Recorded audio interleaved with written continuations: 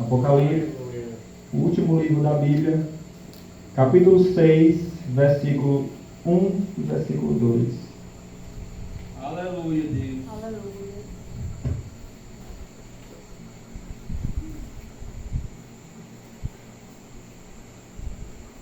Tá.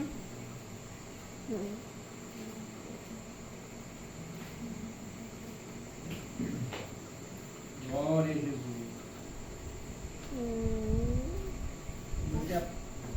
Diz assim a palavra de Deus, versículo 1. Vi quando o cordeiro abriu um dos 7 selos, e ouvi um dos 4 seres viventes dizendo, como se fosse voz de trovão: vem. Vi então, e eis um cavalo branco, e o seu cavaleiro com o arco. E lhe foi dado uma coroa, e ele saiu vencendo e para vencer. Aleluia. Glória a Deus. Meus irmãos, poucos livros da Bíblia são tão belos como Apocalipse. Glória a Deus. Em nenhum livro você vai encontrar tamanha simbologia e essa descrição singular de Cristo como sendo aquele que está à destra do Pai, seus cabelos brancos como alva lã, mancha na sua santidade e o seu poder. Nenhum livro vai demonstrar, como demonstra no capítulo 19, Cristo na sua segunda vinda, vindo com um cavalo branco, com uma grande espada para derrotar todos os seus inimigos. Esse livro demonstra e tem um propósito de confortar a igreja que estava sendo perseguida no primeiro século, para lhe mostrar-lhe que as coisas não são como na verdade parecem ser. Que o mundo, que Satanás pode perseguir a igreja, ele pode até esfriar a igreja e tentar aniquilá-la. Mas na verdade quem comanda a história, quem conhece a sua igreja, quem caminha no meio da sua igreja é Cristo.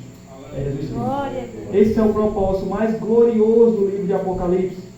Ele nos informa que a história não caminha para um fim incerto ou ela dá círculos, mas ela caminha para um fim já definido por Deus, um fim em que nós estaremos juntos com o nosso Pai, com Aleluia. Jesus Cristo e com o Glória a Espírito Deus, Santo, aleluia. todos juntos com a Trindade, e nossos irmãos na comunhão dos santos na Nova Jerusalém, nos novos céus, na nova terra.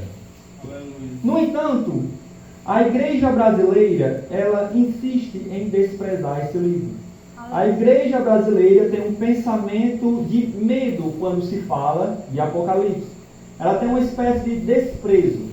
Alguns irmãos têm 65 livros na sua Bíblia, mais um. Esse mais um seria o livro de Apocalipse, que se der para ler, eles vão ler. Se não, eles ficam sem ler, tudo bem. Alguns irmãos fazem uma espécie de interpretação equivocada do livro de Apocalipse, entendendo que os elementos que se passam nesse livro são literais, na verdade são simbólicos. Eles querem dizer alguma coisa, mas na verdade não são literais. E essas interpretações equivocadas permeiam o meu evangelho e por isso acaba que faz com que esse livro seja desprezado. Uma coisa que não é para ser feita. O nosso Deus, no final, mandou para o apóstolo João que enviasse esse livro para que fosse lido e ouvido. E tem uma bem-aventurança para aqueles que ouvem e que leem as palavras dessa profecia. Antes de nós entrarmos, propriamente dito, no texto do capítulo 6, é interessante nós entendermos um pouco do seu contexto histórico e um contexto teológico dos capítulos que vieram atrás. João, o apóstolo de Jesus Cristo, é tido como o autor desse livro. Nós podemos ver, eu peço que os irmãos mantenham a sua Bíblia aberta e acompanhem comigo alguns versículos, que, por exemplo, no capítulo 1, versículo 1, no final do verso 1, nós temos o seguinte: enviado por intermédio do seu anjo, notificou ao seu servo João. Nós temos também, os irmãos olhem aí no verso 4 do capítulo 1, seguindo um pouco mais adiante, o seguinte: João, as 7 igrejas que se encontram na Ásia. Nós podemos ver também no verso 9, ainda no capítulo 1, outra descrição do apóstolo: eu, João, irmão vosso e companheiro na tribulação, no reino e na perseverança de Jesus. Então nós podemos ver que João está descrito várias vezes no livro de Apocalipse. E também eu peço que os irmãos olhem no último capítulo, capítulo 22, versículo 8. Olhem só o que está descrito no capítulo 22, verso 8. Deixa eu só Capítulo 22, verso 8. Veja bem. Eu, João, sou quem ouviu e viu estas coisas. E quando ouvi e vi, prostei-me ante os pés do anjo que me mostrou essas coisas para adorar. Então não há dúvida que esse último livro da Bíblia foi escrito pelo apóstolo João, o último apóstolo do colégio de Cristo. Então João, ele se encontrava exilado. O imperador romano, que chama-se Domiciano naquela época, sucessor de Nero, o mesmo responsável por martirizar, por matar o apóstolo Paulo, estava comandando Roma. E o imperador, querendo acabar com os cristãos, querendo fazer uma perseguição organizada, exilou o velho apóstolo para uma ilha onde só os piores criminosos eram enviados, a ilha de Patmos. Então, João, esse era o objetivo de Domiciano, para calar o cristianismo. Na verdade, mal sabia o imperador que ele estava somente cumprindo o propósito soberano de Deus. Porque foi na ilha de Patmos que Deus deu a Jesus Cristo a visão de João e que ele notificasse tudo que iria acontecer, que em breve vão acontecer, certamente. Na verdade, tudo caminha de acordo com a soberania de Deus. Nada sai do seu controle. Mas eu quero que os irmãos entendam também que as igrejas a qual João endereça estavam passando por uma forte perseguição. Aqueles irmãos eram impedidos de comercializar as suas coisas. Aqueles irmãos eram obrigados a adorarem ao imperador romano, que se autoproclamava Deus. E aqueles irmãos eram perseguidos de dia e de noite, tinham que fazer os seus cultos nas escondidas. Hoje, graças a Deus, nós temos a liberdade de cultuar o nosso Deus em praça pública, mas aqueles irmãos nessa época não tinham. Então Deus dá a João esse livro de conforto para aqueles irmãos. Notem então, meus queridos irmãos, que João não é o autor, ele é o escritor. Na verdade, o verdadeiro autor do livro de Apocalipse é o próprio Deus. Veja comigo no capítulo 1, verso 1. Revelação que Deus lhe deu para mostrar aos seus servos as coisas que em breve devem acontecer. O próprio Deus é o autor desse livro. Numa cidade chamada Copenhague, na Dinamarca, na Europa, tem uma estátua de João. Uma estátua que simbolizar João. Então tem João lá, com um bloco de papel na mão e uma pena na outra mão. Mas essa pena, ela não encosta no bloco até que do céu lhe seja concedida. Essa é a ideia desse livro que tem lá. O autor verdadeiro do livro de Apocalipse é Deus. João apenas foi um escrivão, aquele que passou para o papel aquilo que Deus quis mostrar. Então, meus irmãos, nós temos que entender bem o público-alvo. Ele endereça para 7 igrejas que estavam na Ásia. A igreja de Éfeso, Esmirna, Pérgamo, Tiatira, Sardes, Filadélfia e Laodiceia. São 7 igrejas. No livro de Apocalipse, o número 7, ele significa algo completo, acabado ou perfeito. Então, na verdade, quando João endereça para as 7 igrejas, ele está endereçando para todas as igrejas durante toda essa dispensação, passando pelos nossos antepassados e chegando a nós. Essa mensagem é mais atual do que o jornal de amanhã. Essa mensagem foi mais atual para aqueles irmãos daquela época e é para nós também. Aleluia. E esse livro, ele é repleto de simbolismos. Nós vamos já adentrar no texto e ver o que isso quer dizer. Mas eu quero que os irmãos, antes, vejam aí o capítulo 4 comigo. No capítulo 4, verso 1 diz o seguinte: depois dessas coisas, olhei, e eis não somente uma porta aberta no céu, como também a primeira voz que ouvi, como de trombeta, ao falar comigo, dizendo: sobe para aqui e te mostrarei o que deve acontecer depois dessas coisas. Então, no capítulo 4, João encerra a sua escrita para as igrejas, e então o anjo lhe convida para subir e ter a contemplação do trono de Deus. João então é levado para o centro do universo, para onde emana todas as ordens e decretos de Deus. Então ele vê o centro do universo, o trono e a majestade de Deus. Ele tem esse vislumbre, ele é convidado para subir no capítulo 4. Veja no verso 3 desse mesmo capítulo, o que é que diz? Que existe e esse que se acha esse que se acha assentado é semelhante no aspecto à pedra de jaspe e de sardônio. E ao redor do trono há um arco-íris semelhante no aspecto de esmeralda. Então João completa o trono de Deus que tem um tamanho vislumbre, uma tamanha luz, um trono que tem uma essência de pedras preciosas, de arco-íris, uma coisa bela, que somente pode vir do próprio Deus. Mas note também que nesse capítulo 4, nós temos a presença de 24 anciões, isso no verso 4. E ao redor do trono também 24 tronos, e assentado neles 24 anciões vestidos de branco, em cujas cabeças estão as coroas de ouro. Então João vê um trono central, e ao redor desse trono ele vê 24 tronos menores, representando a igreja do Antigo e do Novo Testamento. A igreja que está já nos céus nos representando. Nós já estamos com um pezinho lá, já temos um representante nos céus ao redor do trono de Deus. Essa é a beleza da revelação do livro de Apocalipse. Mas note também que ele prossegue. E no verso 5, no capítulo 5, aliás, ele vai adicionar 2 objetos. Não só isso. Pode desligar esse ventilador, que está muito ruim. Um bocado de papel, meus irmãos, aí. Eu estou com dificuldade, né, mãe? Amém. Não, tudo bem. Ok. Porque um monte de papel, aí está tudo. No capítulo 5, meus irmãos, então voltando, João vai adicionar nessa visão, aliás, ele vê nessa sua contemplação, um objeto, que é um livro. Veja bem aqui no capítulo 5, verso 1. Vi na mão direita daquele que estava sentado no trono um livro, escrito por dentro e por fora, de todo selado com 7 selos. Então João vê o trono novamente, 24 tronos representando a igreja, e ele vê um livro naquela sala. Como se fosse um pergaminho, uma coisa que se escrevia antigamente e se enrolava, não como o livro que nós vemos hoje, que tem 2 abas.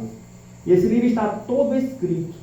Isso simboliza que a história, que esse livro vai simbolizar a própria história que já está escrita, já está toda determinada e escrita pelo próprio Deus. Glória a Deus, aleluia. No entanto, essa história, quando João vê aqui, ela está impedida de ser realizada, porque ele está selado.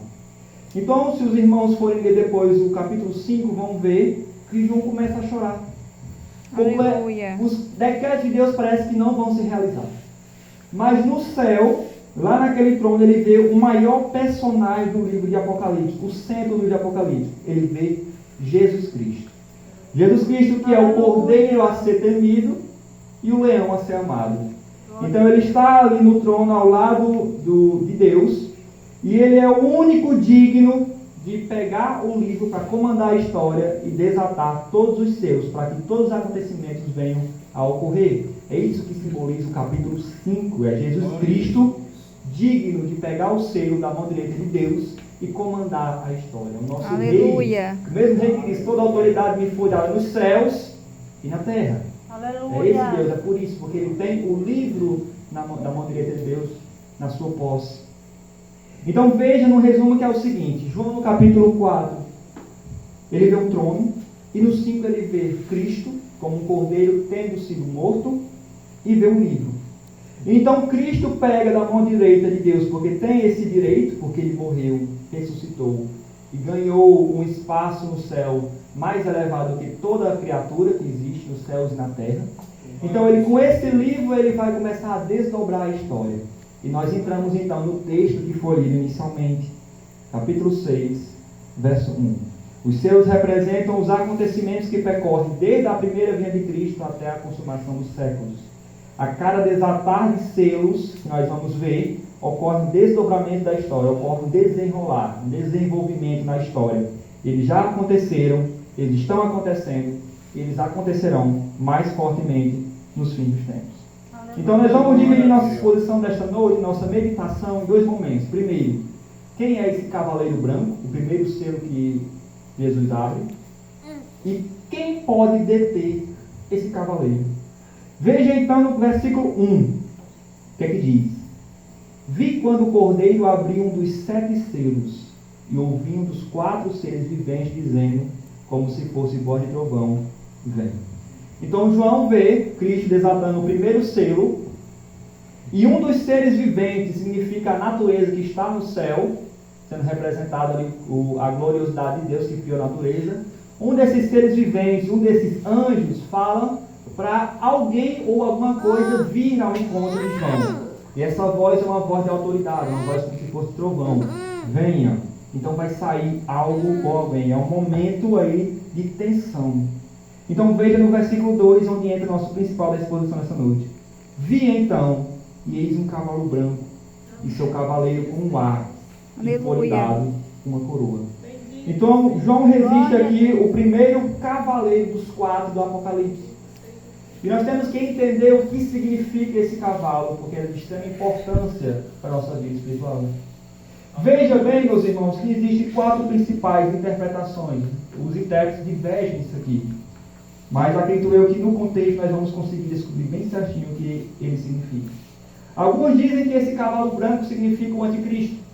Que na verdade o anticristo, quando surgir, ele vai trazer uma falsa paz. Então seria esse cavalo branco que vai saindo, vencendo para vencer. Outros dizem que é o imperador romano, que era Nero, o mesmo que matou Paulo. Ele vencendo todas as batalhas militares.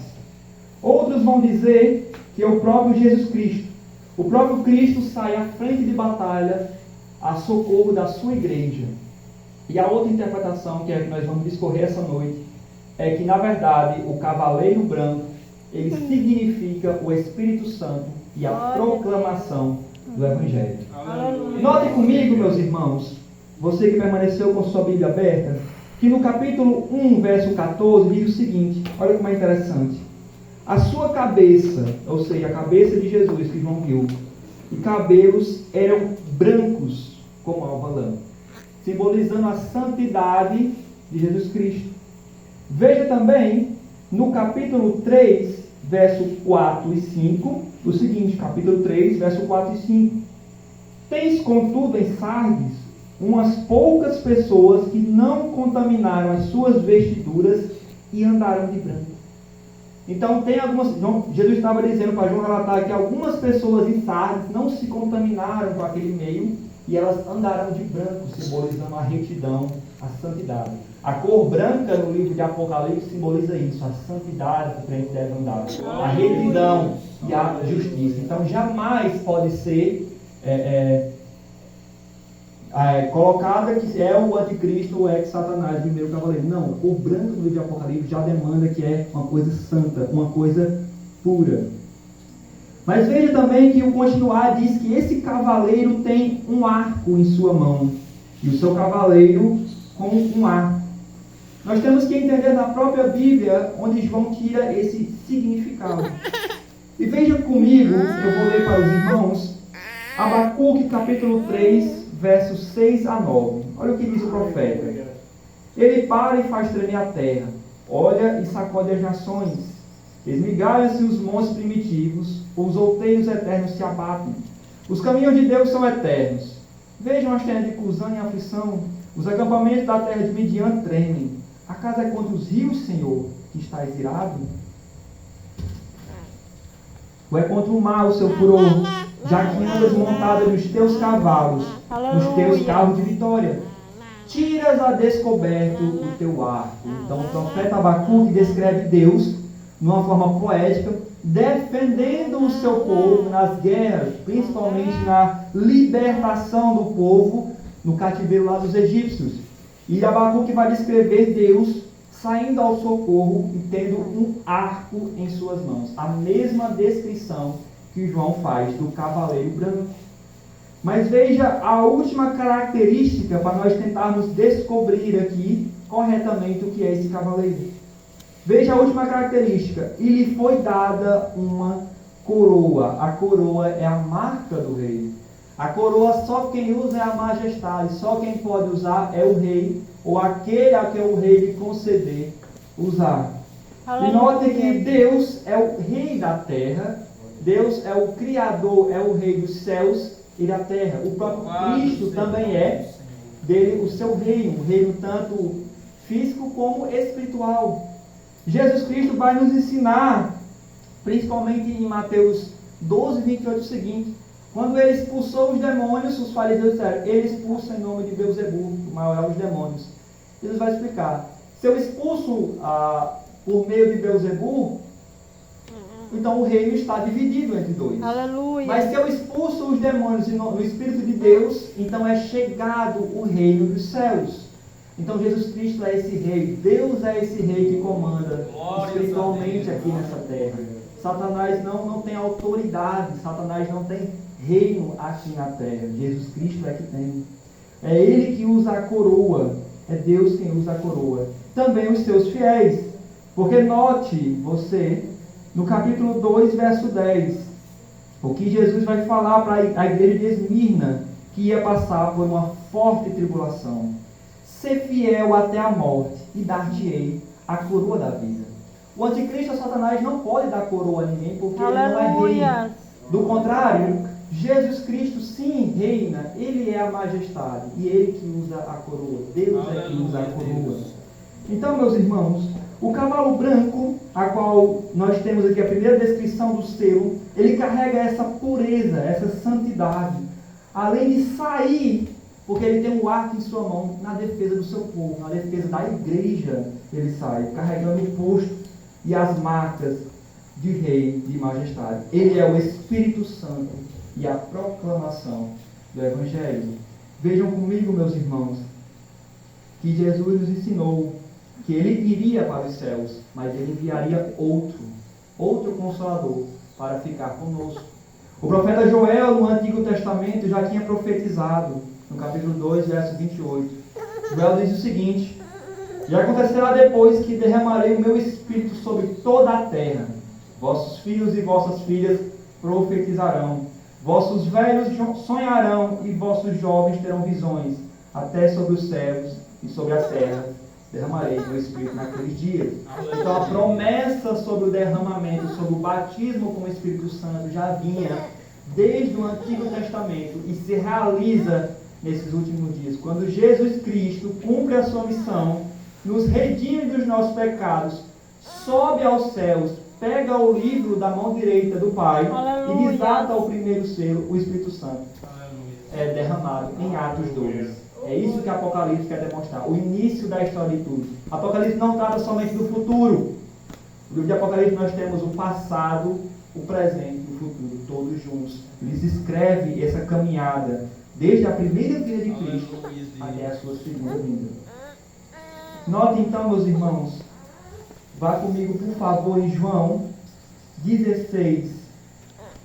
João capítulo 16.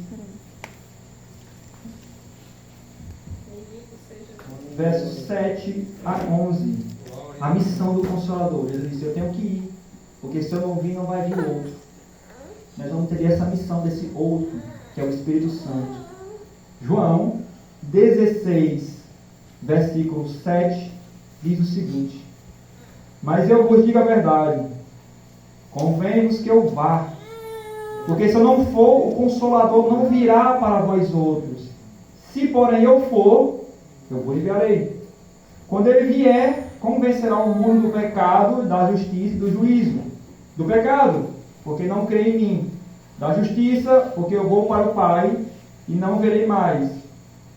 Não verei mais. E do juízo, porque o príncipe deste mundo já está julgado. Então Jesus sobe aos céus e então ele nos manda esse Consolador que está conosco todos os dias e que anda no meio também da igreja. Ele vive nos edificando e nos capacitando, nos iluminando para entender a sua palavra. É essa a majestade do Cavaleiro Branco. É o Cavaleiro Branco, que é o Espírito Santo e a proclamação do Evangelho. Quando você lê Atos 2, você vê que os irmãos estavam reunidos. E de repente o Espírito de Deus desce sobre aqueles irmãos e tudo muda. Aqueles irmãos então são capacitados de maneira sobrenatural a pregar. E quando Pedro prega, tem resultado. Porque Pedro pregou no poder do Espírito Santo. Aleluia. Mais de 3.000 foram convertidos e batizados naquele momento. E a igreja começou a se expandir, pregando, cheios do Espírito Santo. Cheios desse Consolador que veio porque Jesus foi. Mas ele não nos deixou sozinho, ele não nos deixou órfãos. Mas vejam, meus irmãos, que o texto prossegue. nós entramos então na segunda parte da exposição dessa noite. Diz o seguinte: e ele quem? O cavaleiro. E ele saiu vencendo e para vencer. Então a segunda parte dessa exposição é uma pergunta: quem é que pode deter o cavaleiro branco? Ou seja, quem é que pode deter a proclamação do Evangelho no poder do Espírito Santo? Satanás, no Antigo Testamento, ele tinha o poder das fronteiras. O Evangelho não saía do país de Israel. Teve poucos casos de pessoas que se converteram, mas são muito poucos. No entanto, quando esse cavaleiro é liberado, ou seja, quando o Espírito Santo é liberado, a proclamação do Evangelho não encontra mais fronteiras. Até nos países mais fechados e nas comunidades mais isoladas, nós temos pessoas que são salvas mediante o sangue de Jesus Cristo. Não existem mais barreiras físicas e espirituais para a mensagem do Evangelho. É interessante, meus irmãos, que se vocês depois lerem o capítulo 6 inteiro, vão ver mais outros selos. O segundo selo é o cavaleiro vermelho. Ele simboliza a perseguição contra a igreja e as guerras. O terceiro selo é o cavaleiro preto, que vai simbolizar a fome e a desigualdade social entre ricos e pobres. Aleluia. E o último cavaleiro é o cavaleiro amarelo, que simboliza a morte. Mas nenhum desses cavaleiros tem esse título de que diz que ele é vitorioso e ele saiu vencendo e para vencer. O cavaleiro branco, o Espírito Santo, sai na frente da igreja. Ele sai na frente, nos protegendo, estando conosco, realizando operações magníficas de milagres. Essa é a majestade do livro de Apocalipse. Era isso que João queria dizer para aqueles irmãos. Que mesmo que a perseguição estivesse dura, estivesse batendo na porta, que Deus estava com eles através daquele Consolador. Essa é a majestade. E que serve para nós nos dias de hoje também, meus irmãos. Veja o que Jesus diz naquele seu sermão escatológico. Mateus 24, 14. Ele diz o seguinte: e será pregado este evangelho do reino por todo o mundo, para o testemunho de todas as nações. Então, virá o fim. Então não existem portas, porque o próprio Jesus disse que esse evangelho tem que ser pregado por todo mundo. E ele está sendo pregado. Aleluia. Já nos tempos de João, nós estávamos nos últimos dias e as coisas estavam breves para acontecer. A cada dia mais nós caminhamos para o fim. Nós caminhamos para um fim certo de estarmos com o nosso Deus, de estarmos com o nosso Cristo. Meus irmãos, glória a Deus por isso. Louvado seja o nosso Deus por isso, meus irmãos. Eu queria trazer, então, as conclusões, umas aplicações práticas para as nossas vidas, de acordo com esse texto, com o que nós entendemos. Nós entendemos que aquele a quem servimos é o dono da história. Não precisamos temer o futuro ou como esse mundo vai ser direcionado, pois cada passo é medido, pois cada passo é decretado pelo nosso Deus. Ele já disse o que ia acontecer e vai acontecer em breve. Então nós não precisamos temer. Quando o nosso coração estiver aflito, nós temos de se lembrar de quem Ele é, o dono da história. Ele é Deus. O segundo ponto, meus irmãos, é que nós não estamos sozinhos. O Espírito Santo, a terceira pessoa da Trindade, anda conosco todos os dias, em todos os momentos da nossa vida. Ele veio porque Jesus foi ao Pai, e um dia nós também estaremos junto ao Pai. E o terceiro ponto, meus irmãos, é que nós somos vencedores. Não por nós mesmos, mas por aquele que venceu por meio do seu sangue, por meio da morte e ressurreição. Veja que o único cavalo que sai ao nosso benefício é o único que é vitorioso, é o único que tem o título de sair vencendo e para vencer. Aleluia. Nós somos mais que vencedores por aquele que nos amou. Isso é um cheiro de vida para a vida. Então, meus irmãos, para encerrar essa pequena mensagem, eu gostaria de chamar os irmãos para lerem junto comigo. Eu vou até abrir a corrigida, que é a versão principal que os irmãos utilizam. O livro a carta de Judas, um livro antes de Apocalipse. Judas, versículo 24. Gostaria de ler juntamente com os irmãos, para encerrar a nossa mensagem de hoje. Judas 24, 25. Diz assim a palavra de Deus: ora, aquele que é poderoso para vos guardar de tropeçar e apresentai-vos irrepreensíveis, com alegria perante a sua glória, ao nosso único Deus, Salvador nosso, por Jesus Cristo, nosso Senhor, seja glória e majestade, domínio e poder, antes de todos os séculos, agora e para todo sempre. Amém. Meus irmãos, a graça e a paz de nosso Deus sejam para com todos. Eu agradeço a rica oportunidade, em nome de Jesus.